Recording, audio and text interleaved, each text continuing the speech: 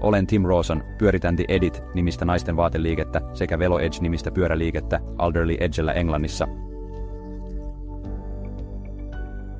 Tutustumisvaiheessa tutustumme asiakkaaseen. Tällöin pyrimme esittämään paljon kysymyksiä heidän nykytilastaan sekä myös tulevaisuudesta, erityisesti siitä, mitä he haluavat saavuttaa Brotherin viivakoodiratkaisulla.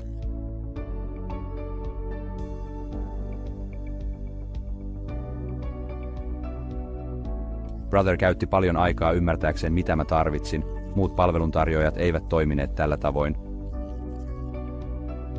Tutkimme asiakkaan työnkulkua ja selvitämme tarkalleen, mitä he tarvitsevat.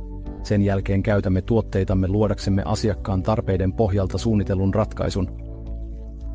Päähyöty Brotherin POC-vaiheesta eli konseptin toimivuuden osoittamisesta on, että asiakas saa ymmärryksen tuotteiden toiminnasta, integraatiosta ja tulostimien käytöstä.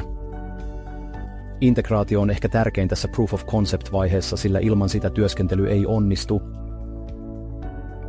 Tuotteen kokeilujakso auttoi ymmärtämään, että voisimme panostaa tähän enemmän. Mitä tulee pitkäaikaiseen tukeen, tuotteen osto on vasta alkua. Meidän tukemme käsittää asiakkuuden kaikki vaiheet. Tulostimemme sisältävät 3 vuoden vakiotakuun. Joissakin tapauksissa asiakkaat saattavat haluta laitevaihdon tai laitteen korjausta paikan päällä, ja Brother voi tarjota kaiken tämän. Kaupoissa on runsaasti tulostuskohteita, olipa kyse sitten myymälästä tai kaupan takahuoneesta. Brotherilla on kokemusta näistä kaikista, aina tarramerkinnöistä A4-kokoisiin tulosteisiin ja mustesuihkumonitoimilaitteisiin.